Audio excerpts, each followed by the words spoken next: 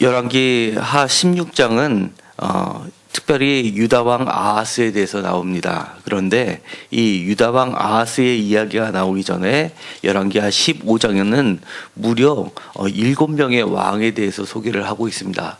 제가 지난 수요일 새벽 예배와 수요 예배 거를 올려놓았습니다. 반드시 그것을 좀 들으셔야지만 이 부분도 이해가 될 듯합니다. 중요한 것은 15장에 완전수 7이라는 숫자를 써서 맨 앞쪽에 그리고 맨 끝에 유다 왕에 대해서 그리고 중간에 5명의 이스라엘 왕에 대해서 한 장에 무려 7명의 왕을 간략간략하게 소개를 하고 있습니다. 그리고 나서 이 16장에 유다 왕 아하스에 관해서 이야기를 합니다. 이 이야기는 그만큼 급변하고 있는 정세를 반영하고 있다고 할 수 있습니다. 북이스라엘이 15장을 기점으로 해서 그렇게 길었던 이 예후 왕조가 막을 내리고 그 다음에 혼란의 시기로 치닫는 반면 남유다에서는 그나마 좀 안정적인 북이스라엘에 비해서는 안정적인 왕조를 이어가는 것을 보게 되는데 그 원인이 그들이 선택한 것은 야훼 신앙을 선택했다는 것에 근거를 두고 있습니다. 특별히 이 북이스라엘은 거의 절반에 가까운 총 200년의 역사 중에서 95년 정도, 그러니까 절반에 가까운 기간을 차지했던 예후 왕조가 무너지게 되고 그 다음부터는 그야말로 혼란에 빠져들게 됩니다. 지속적인 쿠데타로 인해서 죽고 죽이는, 그리고 그 기간도 매우 짧게 되고 폭력이 난무하는 그런 시대로 바뀌게 됩니다.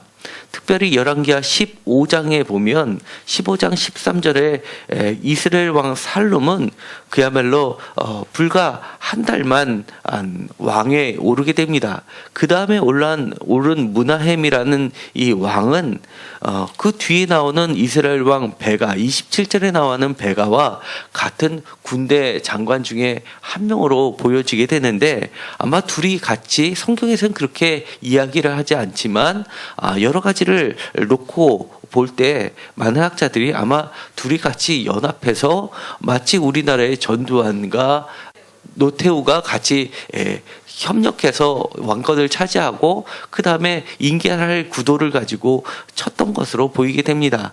그래서 이 므나헴이 아이벤 부녀를 가르면서까지도 왕을 차지하게 됩니다. 성경에서 아이벤 부녀를 갈랐다라고 나오는 표현은 이 동족 간의 이야기에서 나오는 것이 아니라 하사엘이라는 그 아람의 다메섹의 왕이 침략하여 들어올 때 했던 말이 아이벤 부녀를 갈랐다라는 이야기입니다. 그 정도로 동족 상잔의 비극이 처참했음을 보여주게 됩니다. 하나님의 정의는 사라지고 생명을 존중하는 마음은 없어지고 자신의 권력을 위해서는 창피함도 모르고 전혀 부끄러움이라는 것은 기대할 수 없는 그런 시대가 돌아왔다는 것을 이야기합니다. 그리고 나서 10년이란 세월 동안 권력을 가지고 장악을 합니다. 므나헴의 아들인 부가이아가 왕이 돼서 넘겨주었지만 그와 함께 쿠데타를 일으켰던 베가가 그를 제거해버립니다. 그리고 이 베가가 왕이 됩니다. 그리고 나서 27절에 보면 이 베가의 지배 기간을 20년간이라고 표현을 하고 있는데, 지금까지 했던 날짜들을 다 더해서 20년을 더하면 북이스라엘이 멸망했던 시점을 넘어서게 돼서 학자들이 보는 것은 이 20년은 공동 통치를 했던 기간을 합산한 것으로 보고, 여러 가지 기타 고대 근동의 역사 자료를 볼 때 실제로는 베가가 다스렸던 기간은 5년 전후, 많아야 5년 전후 그 이하일 것으로 보게 되는 겁니다. 그리고 나서는 이 베가 왕이 되었을 때, 북이스라엘의 왕이 되었을 때 이 남유다의 왕은 오늘 읽었었던 유다 왕 아하스가 되는 겁니다. 그런데 이렇게 이야기합니다. 16장 1절에 르말리아의 아들 베가 제17년에 유다의 왕 요담의 아들 아하스가 왕이 되니 아하스가 왕이 될 때의 나이는 20세라라고 이야기를 합니다. 그리고 16년간 다스렸다고 합니다. 매우 어린 나이에 왕이 되었지만 그래도 꽤 길게 왕으로 있게 됩니다. 그런데 그에 대한 평가는 매우 안 좋습니다. 이스라엘 왕, 역대 왕 중에서 이렇게 악했던 왕은 사실 없었습니다. 하나님께서 가장 싫어하는 일을 했습니다. 3절과 4절에 보면 이렇게 되어 있습니다. 이방 사람들의 가증한 일을 따라서 자기 아들을 불 가운데로 지나가게 하며, 이것은 몰렉을 섬기는 방식과 똑같은 겁니다.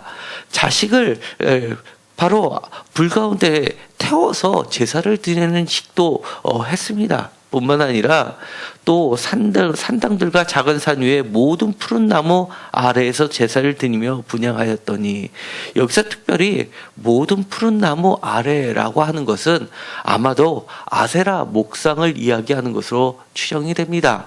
그러니까 이것이 벌어진 것이 북이스라엘이 아니라 북이스라엘에서도 안 했던 남유다의 예루살렘 성전이 있는 곳에서 이런 일들이 벌어졌다는 겁니다.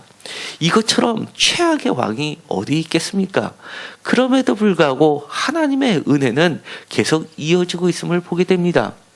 매우 짧게 지나가고 있습니다. 5절에 보면 이때 아람의 왕 르신과 이스라엘의 왕 르말리아의 아들 베가가 예루살렘에 올라와서라고 합니다. 아람의 왕 르신이라는 것은 이 다메섹을 거점으로 하는 지금의 시리아의 왕입니다. 항상 이 아람 왕은 이 북이스라엘과 남유다를 괴롭혀 왔습니다. 성경에는 아합 때 이렇게 이 아람과 세 차례의 전쟁을 치른 것으로 나오지만 실질적으로는 역사적 여러 가지 다른 국가들, 예를 들어서 시리아의 역사, 아수르의 역사, 바벨론의 역사, 이런 것들을 보다 보면 이 아합과 아람은 3번 전쟁을 한 것이 아니라 그 아들이나 그 이후 손자 때 3번 전쟁을 했고, 아합 때는 매우 아람과 아주 가까웠던 사이였던 것을 확인할 수가 있습니다. 그렇기 때문에 열왕기하 특별히 13장, 14장, 15장, 16장은 그 역사적 순서가 매우 혼란스럽게 섞여 있음을 보게 됩니다.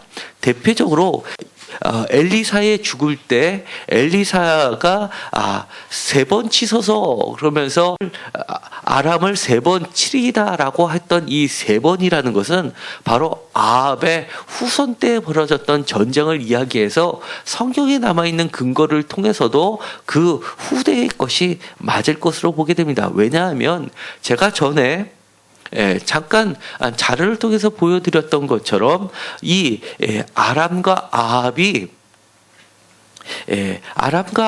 연합하여서 연합전쟁을 해서 이 아수르와 대항해서 싸운 커다란 전쟁이 비문에 기록되어 있다고 말씀을 드렸습니다. 거기에 보면 그 아람과 아합, 북이스라엘 포함해서 이 및 블레셋이나 에돔까지 다 포함한 그야말로 팔레스타인 지방의 연합군이 이 아수르와 대항한 전쟁에서 가장 큰 전차 부대를 대동했던 것이 아합 왕이었습니다.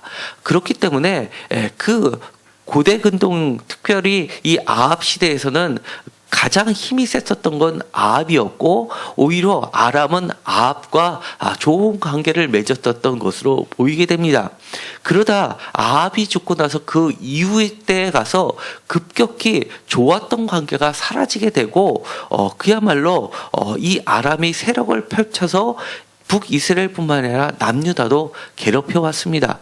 그 이유는 아수르가 서쪽으로 진군을 하던 것을 멈추자 이제는 그 틈을 타서 이 아람이 자신의 권력을 확대하다 보니까 이제는 저 과거의 동맹이었던 북이스라엘과 남유다를 밀어제끼면서 패권을 장악하려던 원인이 있었기 때문입니다.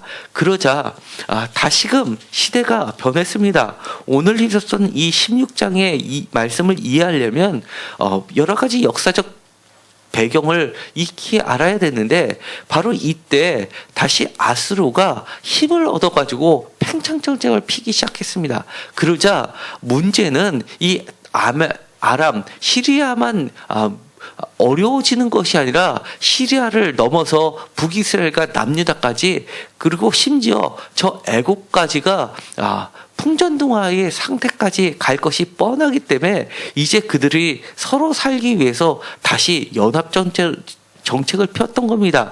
그래서 아람과 북이스라엘의 왕들 르신과 이 베가가 서로 손을 잡고 이 아수르와에 대항하자라는 동맹을 피자고 했습니다. 그런데 이 유다의 왕 오늘에 읽었었던 이 아하스 왕이 그것에 대해서 반대를 했던 겁니다. 반대를 하자 그들이 그럼 이 남유다를 쳐들어와서 그 왕을 제거하고 자기들과 뜻을 같이 할 수 있는 왕을 세우자라고 뜻을 보았던 겁니다. 그래서 그 전쟁을 한 것이 바로 5절에 기록되어 있는 겁니다. 이때 아람 왕 르신과 이스라엘의 왕 르말랴의 아들 베가가 예루살렘에 올라와서 싸우려 하여 아하스를 에워쌌으나 능히 이기지 못하니라라고 일단 실패로 기록하고 있습니다. 또한 중요한 것이 이때라는 것, 그렇게 하나님께서 보호해 주셔야 되는데 북이스라엘과 시리아의 연합 정책, 에브라임 시리아 연합 군이라고 역사책에선 기록이 되어 있는데 그런 전쟁을 허락하신 것은 바로 그 전에 있었던 이 자기 아들을 불 가운데 지나게 하는 그리고 아세라 목상을 섬기는 그런 배교행위 때문에 하나님께서 일시적으로 허락하셨다는 것을 보여주고 있는 것이 바로 이때라는 아주 짤막한 단어입니다. 6절에 그 피해 상황을 자세히 소개하고 있습니다. 이 아람의 왕 르신은 엘랏을 회복하고 아람에 돌리고 유다 사람을 엘랏에서 쫓아내고 아람 사람이 엘랏에 대해서 거기에 거주해 오늘까지 있고 아하스는 아수르 왕 디글렛 빌레셀에게 사자를 보내어 이르되 나는 왕의 신복이여 왕의 아들이라 이제 아람 왕과 이스라엘 왕이 나를 친히 청하건대 올라와서 그 손에서 나를 구원하소서 하고라고 하면서 유다 왕 아하스가 반아수르 이 전선을 쳤던 그들을 쫓아내라고 더 적극적으로 이 아수르 왕 디그랄 빌레셀이라고 나오는 디그랄 빌레셀 3세에게 조공을 바치던 이야기가 나오게 됩니다. 여기는 이처럼 매우 짧게 나와 있지만 그 중간중간 사라진 역사의 이야기는 이사야서에 나와 있습니다. 오늘 읽었던 이사야서 7장입니다. 이사야서 7장에 보면 이렇게 되어 있습니다. 우시아의 손자여 요담의 아들인 유다의 아하스 왕 때 아람의 르신 왕과 르멜라의 아들 이스라엘 베가 왕에 올라와서 예루살렘을 쳤으나 능히 이기지 못하니라. 같은 이야기가 반복됩니다. 2절입니다. 그 사이에 있었던 생략된 부분이 이사야서에 나오게 됩니다. 어떤 사람이 다윗의 집에 알려 이르되 아람이 에브라임과 동맹하였다. 아람과 시리아와 에브라임 동맹을 이야기합니다. 하여 왕의 마음과 그의 백성의 마음이 숲이 바람에 흔들림 같이 흔들렸더라. 얼마나 절박한 상황인지를 알게 됩니다. 이 남유다는 저쪽 멀리 있는 아수르도 두렵지만 더 두려웠던 것은 이 북이스라엘과 바로 아람이었습니다. 그때 여호와께서 이사야에게 이르시되 이사야가 등장합니다. 이 이사야를 통해서 이 남유다를 구원하시는 하나님을 볼 수 있습니다. 너와 내 아들 스알 야숲은 이 스알 야숲은 각주에 보는 대로 남은 자가 돌아오리라 라는 뜻입니다. 그러니까 이사야와 스알 야숲을 통해서 보내는 것은 단순히 사람을 보내는 것이 아니라 그 자체가 하나님의 메시지라는 겁니다. 분명히 남은 자가 돌아오리라. 그리고 분명히 무너지지 아니하리라. 내가 너를 끝까지 보호하리라는 메시지를 전달하는 겁니다. 그러면서 이렇게 이야기합니다. 4절에 너는 삼가하면서 조용히 하라. 떠들지 마라. 혼란스럽게 하지 마라. 그 사태를 더 악화시키지 말라. 두렵게 하지 말라. 너희들이 그렇게 좌충우돌 사이에 더 믿음을 흔들리게 하는 것들을 더 이상 하지 말라, 멈추라라는 겁니다.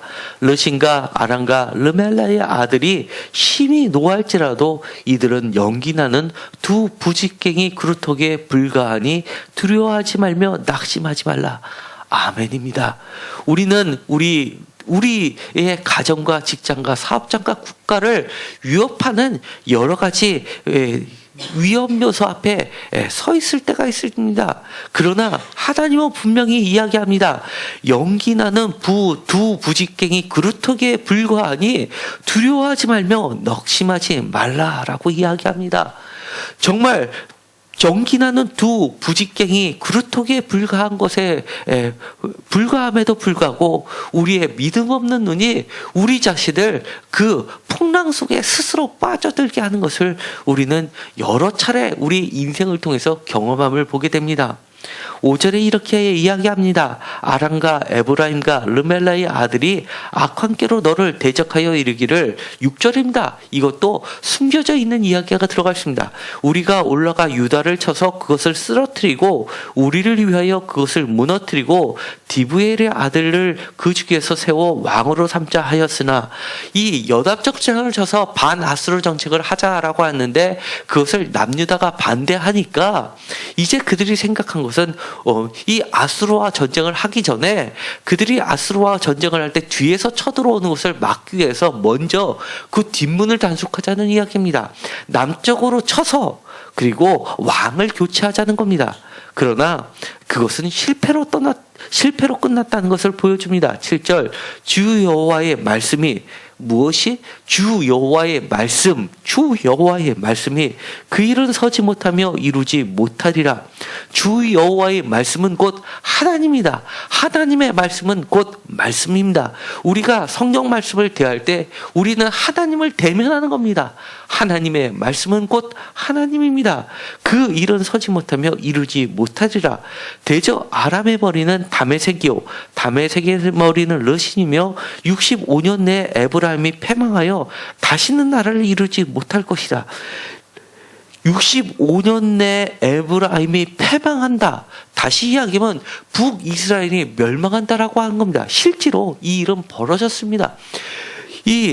불과 베가가 다스리고 나서 얼마 가지 않아서 이스라엘은 멸망하고 말았습니다. 누구한테 멸망했냐면 바로 아수르에 의해서 멸망당한 겁니다.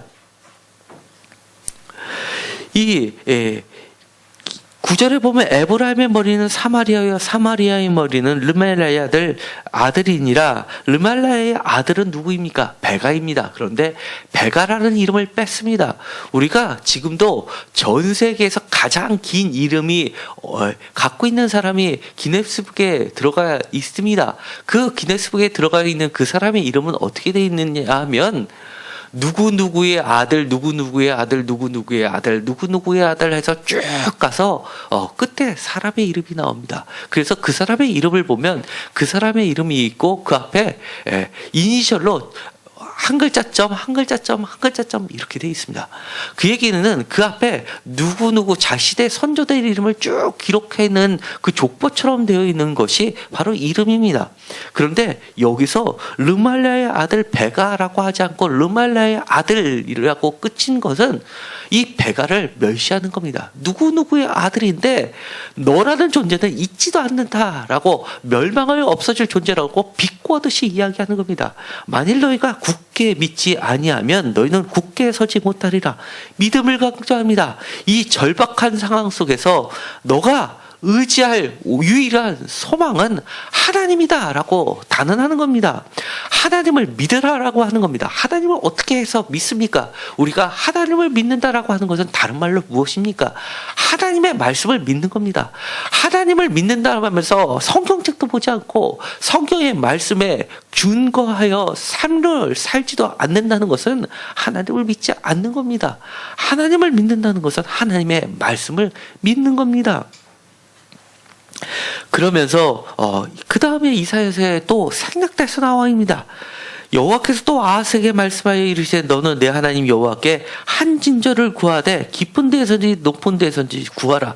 징조까지 구하라라고 합니다. 이 말을 했는데도 그의 태도는 왠지 믿지 못하는 눈빛이었을 겁니다. 그렇기 때문에 징조를 구하라라고 합니다. 아하스는 나는 구하지 않겠다라고 이야기합니다.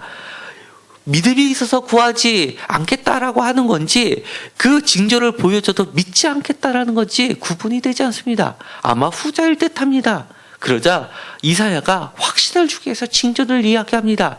그러면서 우리가 알고 있는 너무나 유명한 징조를 보여줍니다. 14절 징조를 너에게 주실 거라. 보라 14절을 다 같이 읽도록 하겠습니다. 그러므로 주께서 친히 징조를 너에게 주실 것이라. 보라 처녀가 잉타하여 아들을 낳을 것이요 그의 이름을 임마누엘이라 하리라. 아멘. 이 징조를 보여주십니다. 임마누엘 하나님이 우리와 함께 하시니라 라는 이 징조를 보여주십니다. 그런데 보라 처녀가 잉태하여 아들을 낳을 것이다 랄 때 이 보라 처녀라는 이것은 처녀라는 것은 원어로 하알마입니다. 관사 하가 들어가 있는 것은 이 알마의 하가 있는 것은 특정한 사람을 지칭합니다. 그러니까 여기서 이 알마라는 것은 히브리어에서 알마는 그야말로 버진, 처녀를 이야기할 수도 있지만 결혼한 여인이 아직 아기를 잉태하지 못한 사람도 이 알마에 해당하는 겁니다. 그렇기 때문에 단순한 불특정한 이 알마 처녀 또는 아기를 결혼은 했지만 아기를 아직 갖지 못한 사람을 이야기하는 것이 아니라 정관사 그라는 것을 이야기함으로써 이것은 특정인을 여기서는 이야기합니다. 물론 신약의 마태복음에 이야기하는 이 처녀 잉태서라고는 다른 본문이 되는 겁니다. 본문이지만 그것은 다르게 해석한 겁니다. 구약에서 이야기하는 건 여기서 하알마라는 것은 여기선 두 사람 중에 하나로 보게 됩니다. 이사야 선지사의 부인 또는 왕의 부인을 이야기합니다. 그래서 누군가가 아들을 낳아서 그 아들이 15절에 그가 악을 버리고 선을 택할 줄 알 때 다시 이야기하면 어느 정도 나이가 차서 선과 악을 구별할 줄 아는 그런 성숙한 나이가 될 때 보통 이스라엘 사람들은 이 율법을 어릴 때부터 가르치다 보니까 성인이 되는 나이 15세 또는 12세 이상을 이야기하는 경우가 많이 있습니다. 그러니까 불과 얼마 되지 않아서 그 다음에 그 뒤에 엉긴 젖과 꿀을 먹을 것이다 라고 이야기합니다. 엉긴 젖과 꿀을 먹는 사람은 백성 중에서 딱 정해져 있습니다. 왕의 식사입니다.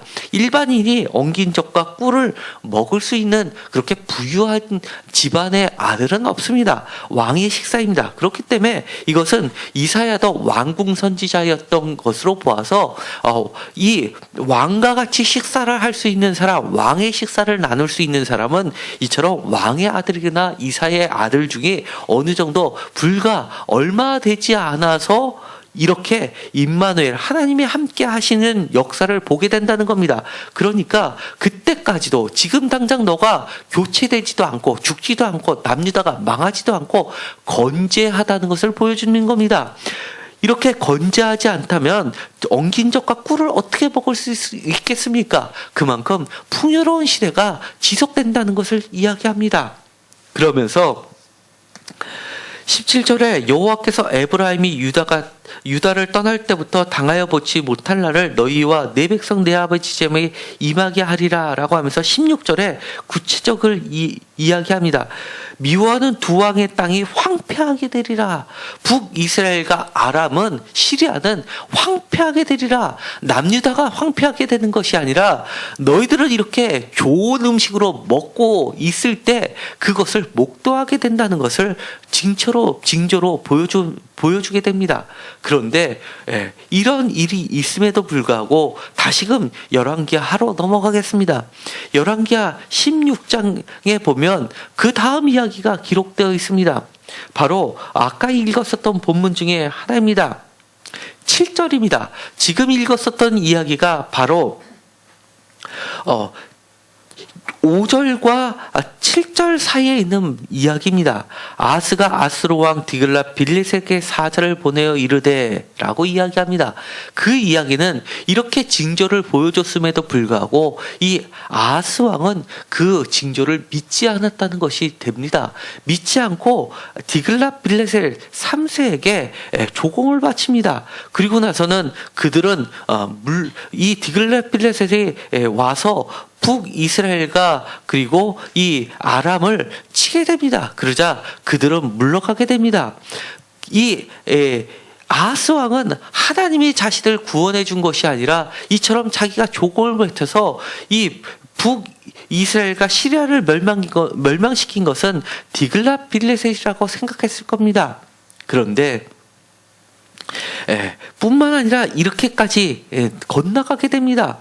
10절입니다. 아하스 왕이 아수르 왕 디글랏 빌레셋을 만나러 다메섹에 갔다.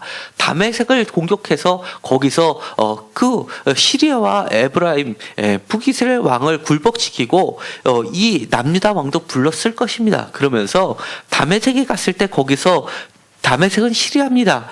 제단을 보고 아하스 왕이 그 제단의 모든 구조와 제도의 양식을 그려 제사장 우리에게 보냈더니 아하스 왕이 다메섹에서 돌아오기 전에 제사장 우리아가 아하스 왕이 다메섹에 보낸 대로 모두 행하여 제사장 우리아가 제단을 만든지라. 제단을 개편하는데 예루살렘 성전에 있는 제단, 놋제단을 폐기하고 그 다음에 다메섹에 있는 시리아 왕이 드렸던 제단의 커다란 제단의 모양을 새롭게 양식을 갖춰서 그대로 만들라고 설계도를 보내니까 제사장 우리아를 무려 3번이나 반복하면서 제사장이 그것도 제사장이 얼마나 답답했으면 3번이나 얘기합니다. 다른 사람이 만든 것이 아니라 제사장은 반대를 해야 되는데 제사장이 직접 그 제단을 만들었다고 이야기합니다. 그러면서 이제는 이 왕이 예루살렘 성전에서 하나님을 섬기는 것이 아니라 이처럼 하나님을 믿지 않은 불신앙을 그대로 보여주게 됩니다. 결국 이 남유다는 결국은 망하게 됩니다.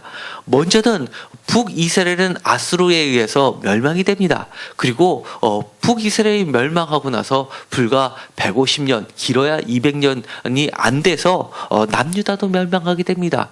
그리고 나서는 이 아수르는 나중에 바벨론에 의해서 멸망하게 되고 그리고 이 바벨론에 의해서 이 남유다는 모두 다 포로로 잡혀가는 사태가 벌어지게 되는 겁니다. 맨 처음에 이스라엘은 이 시리아로부터 아람으로부터 많은 어려움을 당했고 그 시리아를 넘어서니까 이제는 아수르에 의해서 북이스라엘을 멸망하고 아수르를 넘어서니까 남유다는 그 다음인 바벨론에서 결국은 멸망하는 것까지 보게 되는 겁니다. 그 이후에 우리는 바사라는 나라 페르시아가 바벨론을 점령하고 나서 다시 해방되는 역사까지 우리는 알고 있지만 이처럼 아주 단순한 것 믿음을 선택하지 않았을 때 그는 너무나 큰 대가를 치를 수밖에 없다는 것을 보게 되는 겁니다. 오늘 다시 한번 이사야의 말씀을 보겠습니다. 이사야서 7장입니다. 이사야서 7장에서 분명히 이야기하는 겁니다. 그 시리아와 이 에브라임 동맹이 힘이 없다라고 이야기하는 것이 아닙니다. 그들은 막강합니다. 그러나 믿음의 눈으로 볼 때 그것은 연기나는 두 부직갱이 그루터기에 불과하다라고 알려주십니다. 그러면서 믿지 아니하면 너희는 굳게 서지 못하리라라고 희망을 주십니다. 그리고 그 연약한 믿음을 결단하지 못해 다시 한번 징조를 보여주십니다. 임마누엘이라고 해주시는 겁니다. 이 절대절명의 위기 가운데 풍정등가의 위기 가운데서 유일한 희망은 바로 하나님께 두라는 것입니다. 연기나는 두 부직갱이 그루터기에 우리가 소망을 두어서는 안 된다고 이야기를 하는 겁니다. 잠깐 화면을 보도록 하시겠습니다. 제가 주보에도 실었습니다. 여기에 보면 이 북이스라엘과 남유다의 왕들을 비교하고 그 옆에 선지자들을 기록된 것을 보였습니다. 이것을 첨부 자료로서 제가 나눠드린 것이 있습니다. 이것을 보시면 도움이 될 듯합니다. 여기서 보는 것처럼 이 파란색이 바로 이 아수르의 영역입니다. 이 아수르는 이 이집트까지 애굽의 삼각주에 해당하는 지역까지 나중에 점령할 정도로 이렇게 막강한 지역이 됩니다. 그 옆에 메데라고 있습니다. 이 바벨론이 메데의 도움을 받아서 처음에는 바벨론이 메데와 연합정선을 쳐서 이 메데가 아수르의 수도인 이 니느웨를 정복하게 됩니다. 그럼으로써 이 니느웨가 무너지고 나서 그것이 아수르가 전체가 무너지는 사태가 벌어지게 됩니다. 그래서 그 다음에 바벨론 시대가 펼쳐지게 됩니다. 여기에서 보시면 북이스라엘 아수르 제국이 있고 그리고 남유다가 있게 됩니다. 이 장면은 북이스라엘과 시리아가 연합을 해서 이 남유다를 침공하는 루트를 보여주는 것입니다. 그리고 이 빨간색으로 표시된 것은 아수르가 바로 이 사마리아를 공격하는 루트를 보여주는 것이고, 결국 이것으로 인해서 이 조공을 바치고 나서 아수르가 디글랏빌레셋에 쳐들어와서 이 시리아 연합군을, 에브라임 연합군을 무너뜨리는 계기가 됐습니다. 그러나 하나님은 그렇게 이야기합니다. 조공을 바치지 않아도 아수르는 이 북이스라엘과 시리아를 치러 들어올 것이라고 이야기해 줬던 겁니다. 조금만 더 기다렸다면 스스로 멸망할 수밖에 없었는데도 불구하고 이것은 빌미만을 제공해 줬다고 하는 겁니다. 결국은 이 연기나는 두 부직갱이를 두려워한 나머지 영원한 종속국이 되고 말았던 남유다의 운명을 보게 됩니다. 정말 오늘날 우리에게 하나님께서 요청하시는 것, 그것은 바로 하나님의 말씀, 임마누엘 하라는 겁니다. 하나님의 말씀에 근거했을 때 우리는 바로 설 수 있다는 것을 반드시 기억하시고, 우리의 소망은 오직 하나님의 말씀, 하나님에게만 있다는 것을 반드시 마음속에 새기시기를 기원드립니다. 기도하고 마치기로 하겠습니다. 하나님 감사합니다. 우리의 유일한 소망은 하나님입니다. 우리의 유일한 소망은 하나님의 말씀입니다. 하나님의 말씀에 따라서 우리가 살 수 있게 하여 주시옵시고, 그 어떤 것 때도 연기나는 두 부직격이를 두려워하지 않게 하여 주옵소서. 예수 그리스도 이름으로 기도드립니다. 아멘.